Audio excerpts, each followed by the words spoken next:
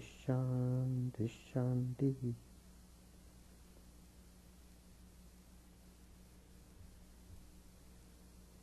Om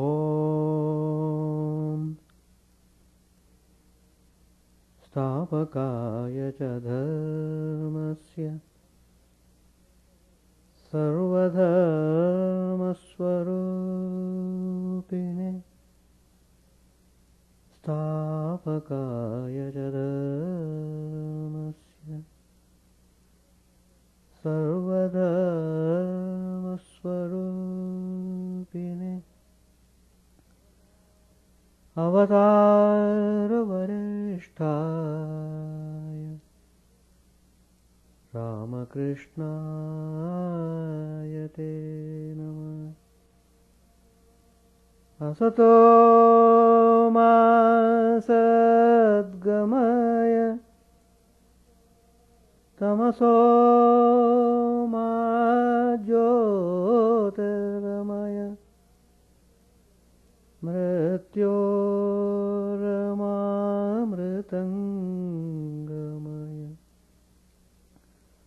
Om Shanti Shanti Shanti.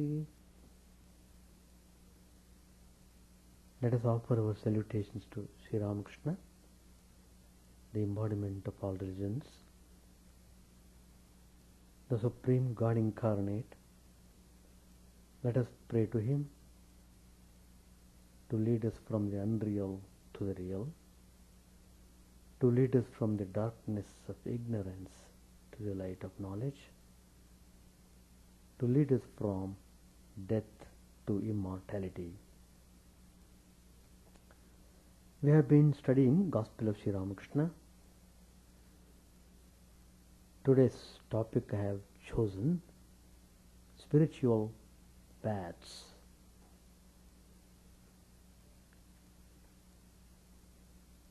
There are number of spiritual paths. Since there are large number of people of various temperaments, it is obvious that there would be many spiritual paths according to the needs of the spiritual aspirants.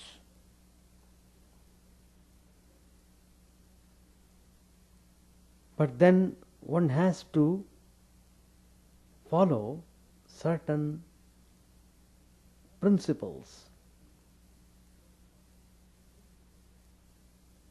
They are common whatever path one may follow.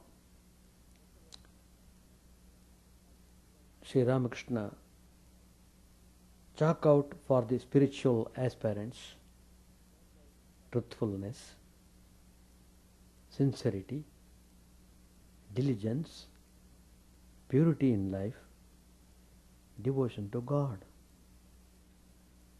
as the indispensable conditions for spiritual life. Whatever path you may follow, you must cultivate these qualities in yourself. Then surely you will be able to march onwards in the spiritual path. But those whose minds are complex, filled with worldly thoughts, worldly ambitions, worldly desires, worldly pleasures, worldly excitements, such people cannot grasp the import of such teachings. For many, these ideals are very difficult. But then, for many people, these ideas are to be heard of. These ideas should be talked about, but they think these are not realizable in life. Is it possible? After hearing all these things, they feel very difficult. That's because mind has not attained a certain state of purity. Unless the mind is raised to a certain level, one cannot have taste in spiritual path.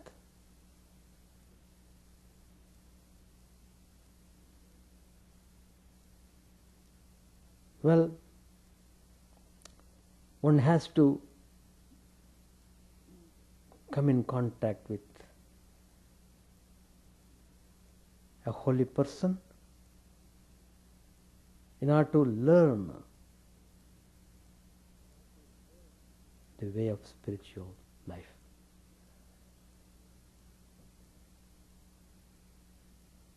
Once a person was walking along the street. He wanted to go to a certain village. While walking, he came to a crossroad. He did not know in which direction he should turn, whether left side or right side. Luckily, there was a person. When the person came to know about him, who was planning to go to a particular village, this person guided him. Well, you take this left side, you will be able to reach your destination. Then this person, out of inquisitiveness, asked, what about the other one? Where does it go? The person who was guiding him, he knew both the roads, and he said, well, that road also goes to the destination, but it runs through several miles. It runs through so many other villages before you reach your own village. So, the person has to choose now. If he wants to go through the other path, even though it runs several miles, he can go. But if he wants to reach the destination very early, he should take the shorter course. It is left to him. He has to decide which path he has to go. It depends upon his capacity, his physical strength. All factors are counted upon. Once a disciple asked Sri Ramakrishna, Master, how one could get rid of passion? It is very difficult. Then Sri Ramakrishna suggested him in a very simple way, but effectively. He said, well, when you feel the onrush of passion, call on Hari, call on divine name, and clap your hands again and again. Chant God's name repeatedly, intensely. Then you will see that as birds fly away when one claps one's hands, similarly passion also will take flight when you clap your hands and call on God. And this disciple thought that Sri Ramakrishna was either avoiding him or did not really know any practical process. He was a novice, Nevertheless, he had faith enough in Sri Ramakrishna, and that faith saved him from all dangers in spiritual path.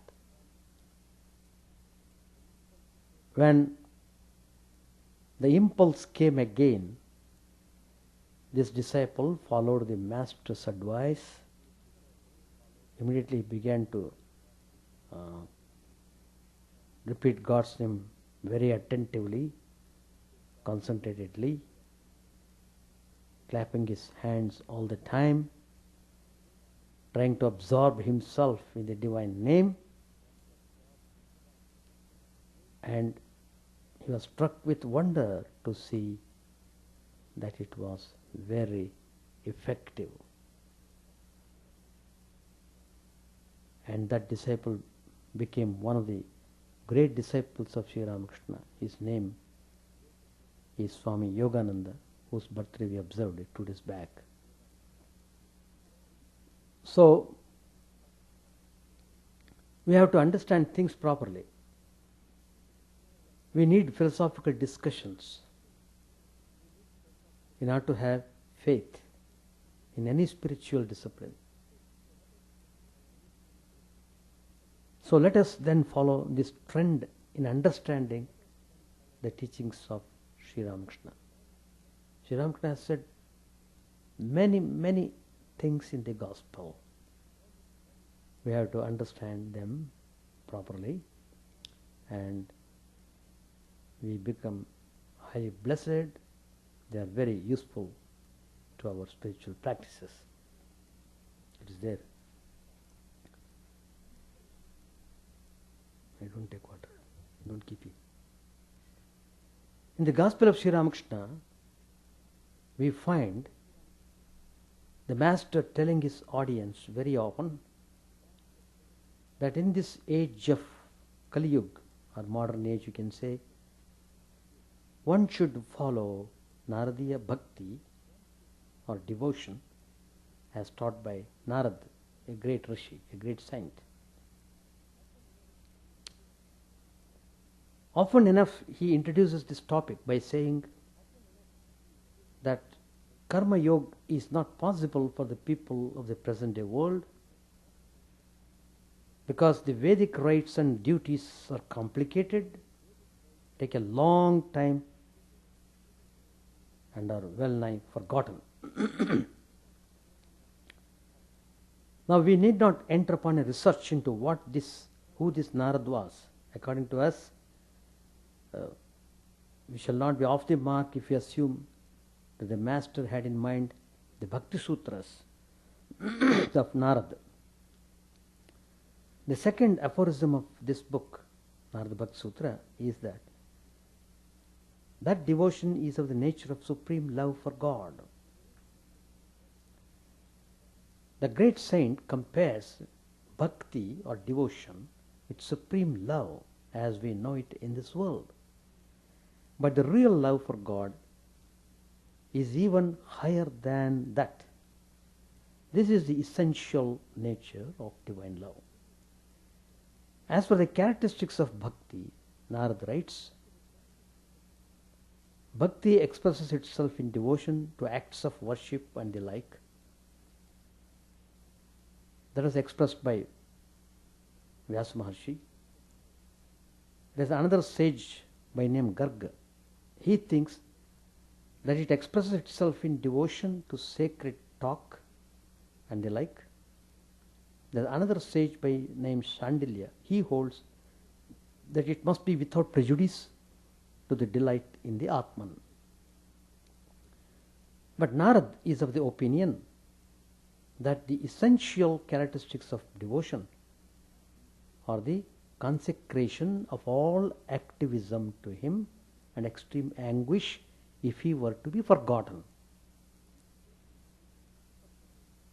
Now this statement lands us in a little difficulty inasmuch as Sri Ramakrishna finds Karma Yoga difficult for this age, and yet he advises the adoption of devotion as presented by Narad, in which activism plays a part.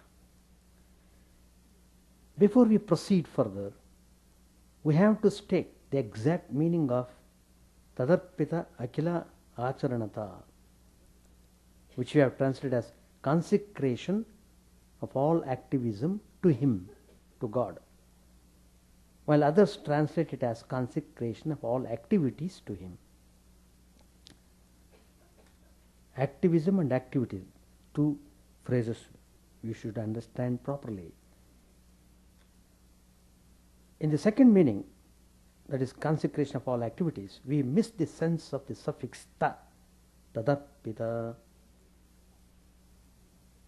which indicates an abstract noun. Activities imply all kinds of action, whereas activism points to the mental attitude, the tendency towards action or the basis of actions. So by consecration of activism, we mean that the aspirant places himself fully in the hands of God. As Sri Ramakrishna said, I am an instrument and my mother is the mover of the instrument, referring to Divine Mother. Besides, in this sense, the aspirant has to look upon all his activities as so many spiritual practices linked up with God. For instance, we have this in the song of Ramprasad Sen, a very great saint who had realized Divine Mother Kali. He has composed many songs of very sublime teachings. Here, Ramprasad says in this song, O my mind, worship Kali in whatever way you like, while repeating day and night the great mantra received from the Guru. When lying in bed for sleep, think that you are making a prostration. When going to sleep, think that you are meditating on Mother. When you eat, think that you are offering an oblation to Mother. Whatever words come to your ears are indeed the so many names of Mother. The Mother has taken the form of all the letters of the alphabet, and she exists in each letter. Ramprasad declares in joy that Mother lives in all things. When you go round a town, think that you are circumambulating Mother Kali. So in this process, whatever you are doing, they are all acts leading to devotion. The same idea is conveyed in the great Shiva Manas Puja Stotra composed by Shankaracharya.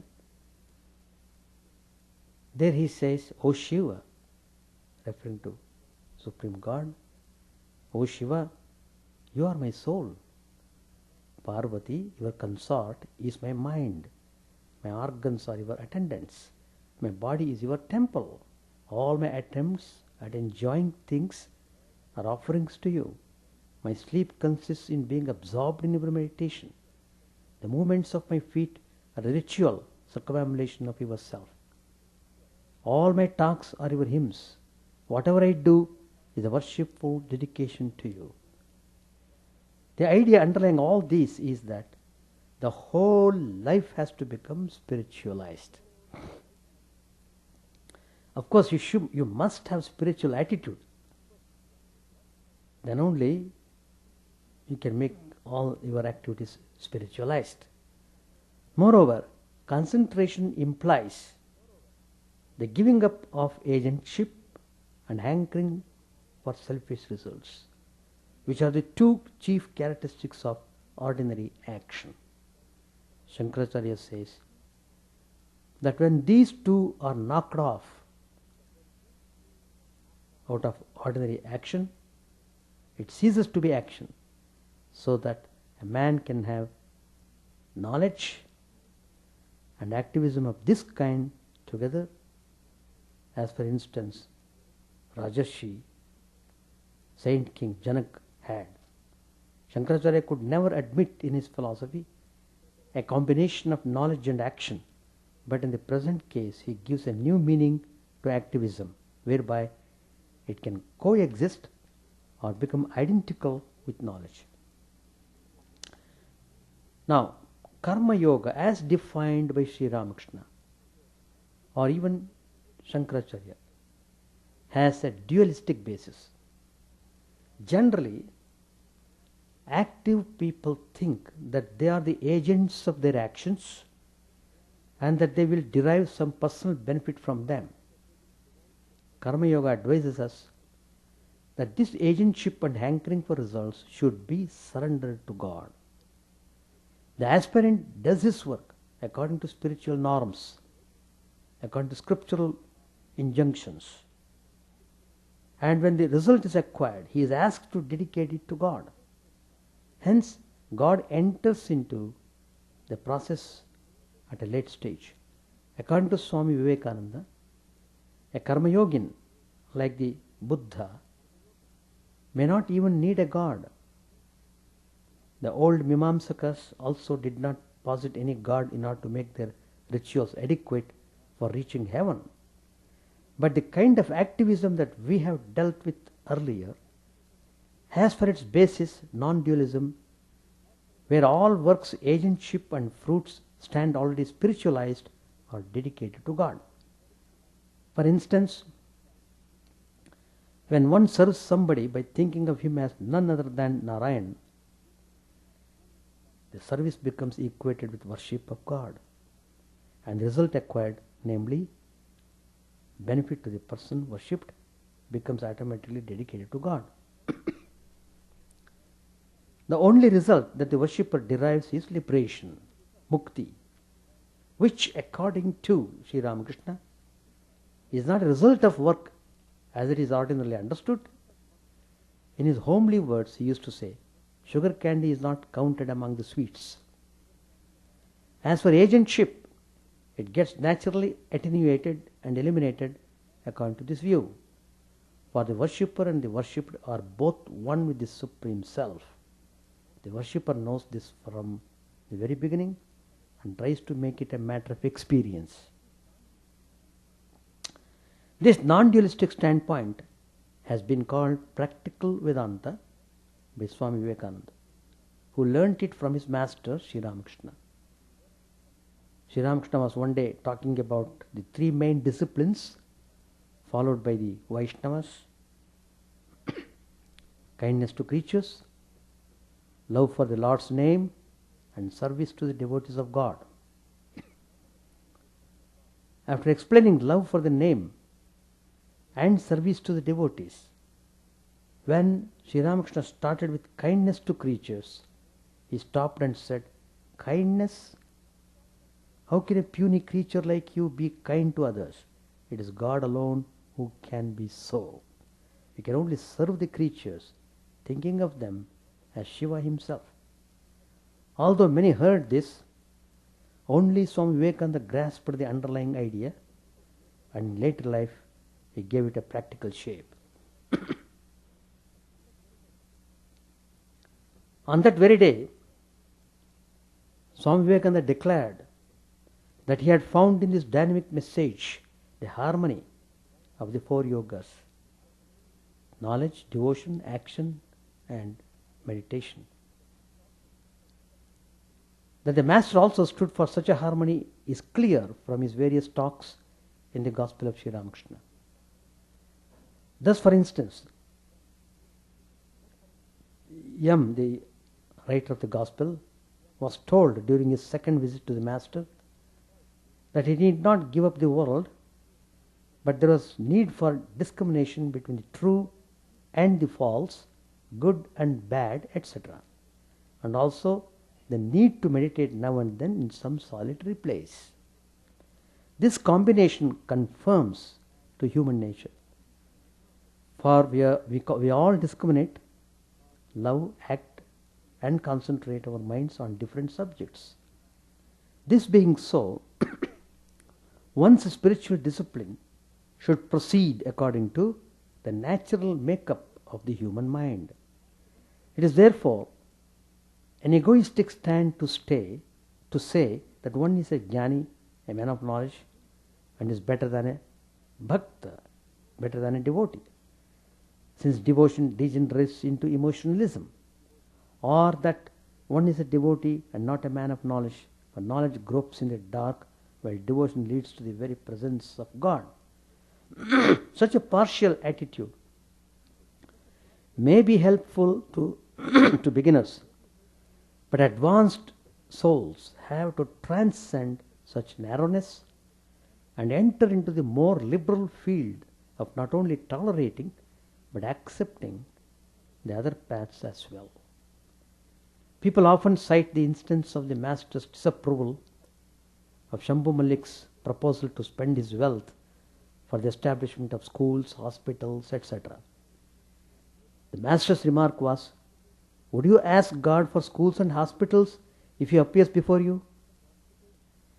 The lesson here is quite clear. Shambhu Malik's attitude had no spiritual touch in it. It was ordinary philanthropy.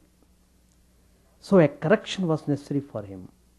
A similar rebuke was meted out to Krishnadas Paul, a politician. The master asked him, "What's the aim of your life?" The politician replied, "To do good to the world." Sri Ramakrishna retorted, "Have you thought how big the world is and how small you are? What good can you do to the world? No, don't think that way. You can only serve the world for your own spiritual benefit." So Sri Ramakrishna corrected him. Taking his cue from his master, Swami Vivekananda wrote in his Raj Yoga, "Each soul is potentially divine. The goal is to manifest this divinity within by controlling nature, external and internal. Do this either by work or worship or psychic control or philosophy, by one or more or all of these, and be free."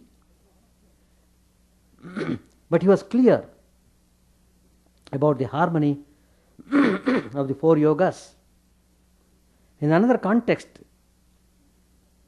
he said that one who had not harmonized the four yogas in his life had not his character fully molded in the crucible of Sri Ramakrishna.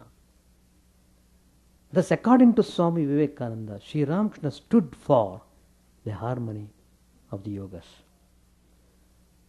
So far, we have clarified 2 points. That is, first, a spiritual aspirant should look upon all human beings as divine and serve them or worship them, as Swami Vivekananda put it, for his own spiritual benefit. Secondly, he should harmonize the four yogas and not allow his mind to have any lopsided growth. We now turn to a third point. Sri Ramakrishna asserted that so long as one has the idea of individuality, one has to believe in God and act accordingly. Religion is realization and not mere talk. There are some theoreticians who believe that mere philosophizing is what religion consists in. Some Advaitins, for example, while still craving for worldly comforts, talk of the high stages of spiritual attainments. Once a monk came to Dakshineshwar. Stories went around that this particular monk was not behaving well. And this monk came to see Sri Ramakrishna. Then Sri Ramakrishna asked him, "Well, what's all this that I hear about you?" The monk replied that when all was Maya, illusion, this talk about him also could not be true. Sri Ramakrishna's reaction was, "I spit upon such Vedanta of yours." Sri Ramakrishna said, "When a thorn pricks and blood comes out, it is no use saying that the thorn does not exist." The philosophy behind this statement is that what you feel as real, you have to accept as such for the time being and deal with it accordingly while aspiring all the time for a higher understanding. When one dreams, the things seen or heard are true for that dream state. They are false when one is in the waking state. Similarly, the empirical world is true so long as we have its experience, and the ideal still remains unattained. Under such a condition, it is not honest to talk of it as illusory and behave otherwise, pretending to have had the experience of the nirvikalpa state. One is a felt reality and the other is a theoretical discussion. To deny one's empirical existence, so long as it is felt as real, is to deny one's very existence. For a theoretical belief cannot knock out a felt reality.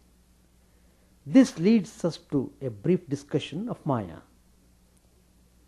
According to Shankaracharya, Maya is not just a theory for explaining a phenomenal world.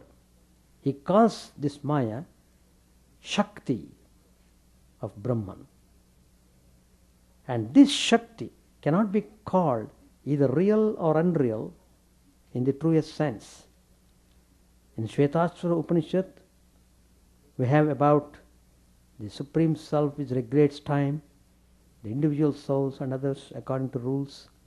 It is ascertained by the sages engaged in discussion about Brahman that the cause which helps the supreme deity to become the source gift of the world is his own power, hidden by its constituent qualities, sattva, rajas and tamas. The first verse of the 6th chapter of this Upanishad repeats the same idea. Shankaracharya accepted God's energy as a reality in the empirical sense. Therefore, in practice, he lived an active life of writing books, engaging in debates, establishing temples and installing deities, starting monasteries and bringing into existence orders of monks. To be sure, all this could not have been done if Shankaracharya believed the world to be an illusion even in the pragmatic sense. He shunned and despised worldliness, but not the world as such. Worldliness must be shunned. Rather, Shankaracharya worked for its spiritual uplift. A snake mistaken for a rope is not unreal so long as the illusion lasts. And after the illusion vanishes, the rope snake does not vanish altogether. It persists as the rope. Now somebody may ask, is it not Shaktaism? No, for except the Kashmira school of Shaktas, believers in the divine energy, whose Sadashiva corresponds to Shankara's transcendental Brahman, no other school of Shaktas dissociates the ultimate reality from its energy. Sri Ramakrishna followed the same tradition of monism which believes in the transcendental Brahman as the ultimate reality and yet posits an Ishwar who remains in association with his energy for creation, dissolution and continuance of the world. So, Shakti being accepted as real in an empirical sense, how should we behave towards it? Should we love it and take its help for our liberation, or should we spurn it and lead a life that is inconsistent with our talk? Sri Ramakrishna considered Maya the mother of the universe, whose grace alone can set the human soul free. To both these realized souls, the world has to be looked upon with respect and was not to be hated. Being a manifestation of God, it had to be looked upon with love and respect. This was the positive approach of Sri Ramakrishna in the field of all human behavior. For instance, when a young man who later became Sri Ramakrishna's disciple, came to him and asked, not asked, he said to Sri Ramakrishna that he hated women. He hated women. Sri Ramakrishna rebuked him, saying, why should you hate them? You should honor them as a manifestation of the mother of the universe. Sri Ramakrishna did not like people talking about sin and such things. He told them that one who talks of depravity becomes himself degraded. People should rather make high endeavors. If one advances one step towards God, God comes 10 steps towards him. And if one moves towards the east, the west receives automatically. The point we are trying to make here is that, according to Sri Ramakrishna, a man's spiritual endeavor should be positive rather than negative. And it should be adjusted in conformity with his real spiritual stature. A small vessel that can hold a liter of milk cannot be forced to hold 10 liters. Each man must analyze his mind to find out his real spiritual caliber and adjust the line of his spiritual discipline in consonance with it. There are different levels of endeavor for God realization. This point is illustrated by a verse ascribed to the great devotee Hanumanji, who said in answer to Sri Ramachandra's question, Sri Ramakrishna asked him, how do you think of me? Hanuman answered, when I think of myself as the body, I am your servant. When I think of myself as an individual soul, I am a part of you. When I think of myself as a self, I am one with you. In the Bhagavad Gita also, we find Shri Krishna telling Arjuna that the duties of people in the various stages of life must differ so as to conform to their spiritual attainments and social obligations. The mind does climb up and down occasionally, but for each person there is a level where the mind usually stays on. That determines the real personality of the person. He has to adjust his conduct according to this level, and he need neither be upset by occasional falls nor be too elated by sudden upsurges of spiritual feelings. So, one has to have spiritual attitude and strong spiritual aspiration, and open to discuss the spiritual matters, and be ready to reconcile all different systems prevailing. That's the way how we should march in the spiritual path. All paths are true, all paths lead to the goal, but then what is needed is one has to be truthful, diligent, straightforward, so disciplined. All these things are important to make progress in spiritual life. Page 812, 813. Sri Ramakrishna says, do you know what these youngsters are like?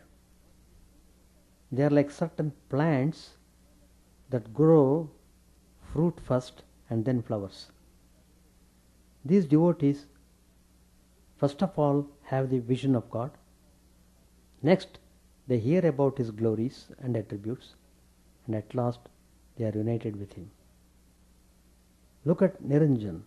He always keeps his accounts clear. He will be able to go whenever he hears the call. But one should look after one's mother as long as she is alive. I used to worship my mother with flowers and sandal paste. It is the mother of the universe who is embodied as our earthly mother. As long as you look after your own body, you must look after your mother too. Therefore I said to Hazra, when you have a cold, you procure black pepper, sugar candy and salt.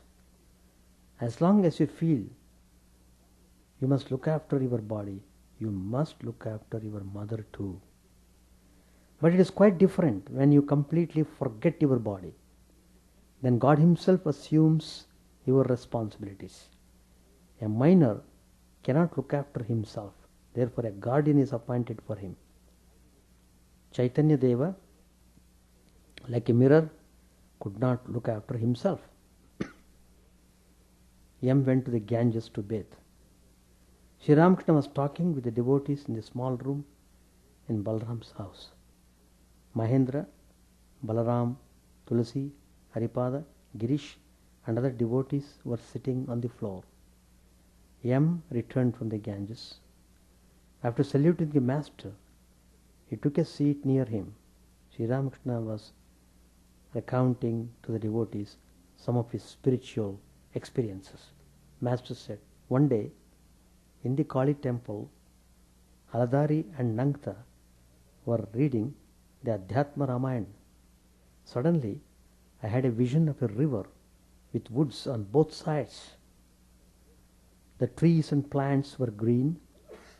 Ram and Lakshman were walking along wearing their shorts. One day, in front of the kuti, I saw Arjun's chariot. Sri Krishna was seated in it as a charioteer. I still remember it. Another day, while listening to Kirtan at Kamarpukkot, I saw Gauranga in front of me. At that time, a naked person emerging from my body used to go about with me. I used to joke with him. He looked like a boy and was a Paramahamsa. I can't describe to you all the divine forms I saw at that time. I was suffering then from indigestion, which would become worse when I saw visions. So I would try to shun those divine forms and would spit on the ground when I saw them. But they would follow me and obsess me like ghosts. I was always overwhelmed with divine ecstasy and couldn't tell the passing of day and night. On the day after such a vision, I would have a severe attack of diarrhea, and all these ecstasies would pass out through my bowels. Girish smiling, I am examining your horoscope. Master smilingly said, I was born on the second day of the bright fortnight of the moon. My horoscope shows the positions of the sun, the moon and Mercury at the time of my birth. There are not many more details. Girish said, you were born under Kumbha. Rama and Krishna were born under Karkat and Brisha, and Chaitanya under Simha. They are the signs of Hindus' zodiac corresponding to different stars. Master said, I had two desires. First, that I should be the king of the devotees, and second, that I should not be a dry sadhu. Girish smilingly said, why did you have to practice spiritual discipline? Master said smilingly, even the Divine Mother had to practice austere sadhana to obtain Shiva as her husband. She practiced the Panchatapa. She would also immerse her body in water in winter time and look fixedly at the sun. Krishna himself had to practice much sadhana. I had many mystic experiences, but I can't reveal their contents. Under the bell tree, I had many flaming visions.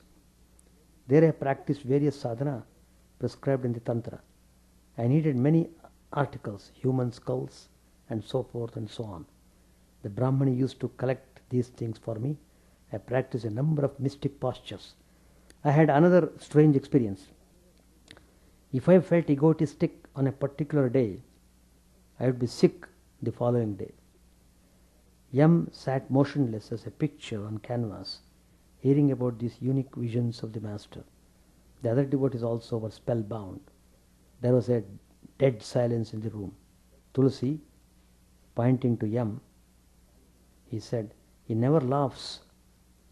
Master said, "But he laughs inside. The surface of the river Phalgu is covered with sand, but if you dig into the sand, water comes up." To Yam, Sri Ramakrishna said, "Don't you scrape your tongue? Scrape it every day." Balram, "Well, Purna has had much about you. Purna has heard much about you from Yam." Master said, "Perhaps the account of my early spiritual experiences." Balram said, "Purna is perfect by nature. Then what is Yam's function?" Master said, "A mere instrument." It was 9 o'clock. Sri Ramakrishna was a camp cot generally used by Rakhal at Dakshineshwar had been sent to Calcutta for repair. It was put in the boat, and the boat left for Dakshineshwar. According to the Hindu almanac, the day was not auspicious, so Sri Ramakrishna decided to return to Balram's house. The next Saturday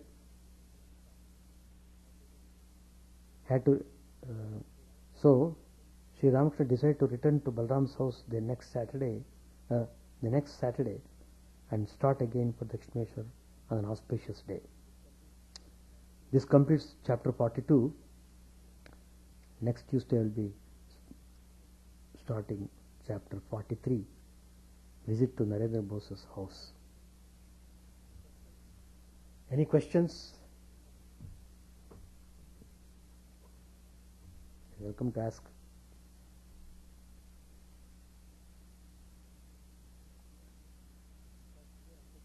We must have clear understanding about spiritual ideas. Then it gives great inspiration in our spiritual life. Gospel of Sri Ramakrishna, if you read carefully every page, every sentence, lots of ideas are there. Whatever they are useful to our temperament, we can take them.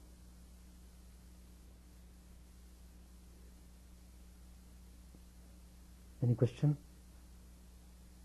Do you have any question?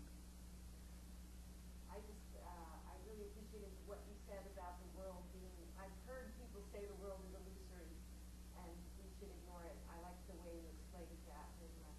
Yeah. Worldliness should be avoided, not the world as such. Worldliness should go. That's the point. And the levels that as you Correct. Wonderful. Nice. Yes, please read Gospel. If you have not read, please read. It's an excellent book. All right. Chant the name of the Lord and His glory unceasingly.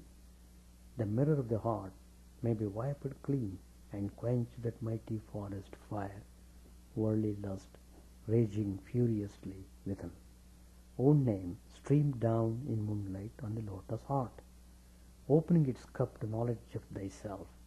O self, drowned deep in the waves of his bliss, tasting his nectar at every step, bathing in his name, that bath for weary souls.